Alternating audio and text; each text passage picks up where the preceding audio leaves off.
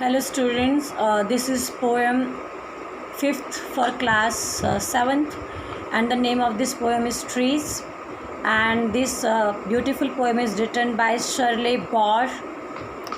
So in this video we'll do word meaning and question answer in very easy language.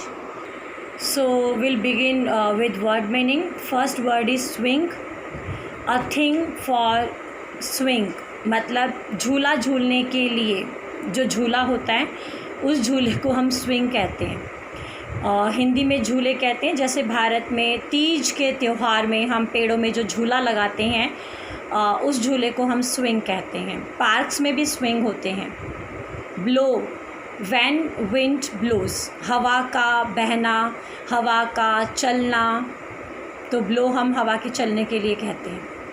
Hide and seek, a game, it's a name of a game जिसको आप हिंदी में कहते हो लुक्का छुपी।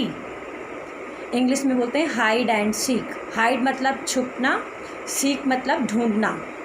Shade, shadow, छाया, जैसे पेड़ के नीचे छाया होती है उस प्रकार। Chop, cut in small pieces, छोटे छोटे टुकड़ों में काटना, छोटे छोटे टुकड़ों में काटना, काटना। Timber, would for building purpose, ऐसी लकड़ी जिससे हम दरवाजे बनाते हैं, खिड़कियाँ बनाते हैं, फर्नीचर बनाते हैं, तो हम उसके लिए वर्ड यूज़ करते हैं टिम्बर। मकान बनाने के लिए लकड़ी, मकान बनाना हो या फर्नीचर बनाना हो। Rake, RAKE, together with rake, rake एक प्रकार का औजार होता है, यंत्र होता है, उसकी मदद से इकट्ठा करना। हिंदी में हम रेक RAKE, रेक को हेंगी कहते हैं। हेंगी, हेंगी से इकट्ठा करना। So that is called rake. So these were word meaning of this poem. See carefully in Hindi also. Now we'll do question answer students. What are games or human activities in which trees participate? ऐसे कौन से games होते हैं या human activities होती हैं जिसमें पेड़ का योगदान होता है, पेड़ों का योगदान होता है। सो स्विंग्स ऑन ट्रीज़, पेड़ों में झूला लगाने के लिए हमें पेड़ों की ज़रूरत होती है। हाइड एंड सीक, गेम खेलने के लिए हमें पेड़ों की ज़रूरत होती है, मतलब पेड़ों के पास भी हम खेल सकते हैं। पार्टीज़ अंडर ट्रीज़, और पेड़ों के नीचे हम पार्टीज़ भी मनाते हैं। एन्जॉइंग शेड, जब गर्मी का मौसम होता है तो हम पेड़ों के नीचे छाया महसूस करते हैं, पेड़ों की छाया के नीचे आराम महसूस करते हैं। एंड यूज्ड एज टिम्बर, और हम पेड़ों का उपयोग टिम्बर के रूप में भी करते हैं, ऐसी लकड़ी के रूप में जो हम दरवाजे, फर्नीचर, खिड़कियां बनाने के लिए प्रयोग में लाते हैं। ध्यान से देखो इस आंसर को once again. Now next question. Trees make no shade in winter. What does it mean? Contrast it with line just before it. सर्दियों के मौसम में जो पेड़ होते हैं वो हमें छाया नहीं देते, और हमें इस लाइन को इसके तुरंत ऊपर वाली लाइन से कंपेयर करना है।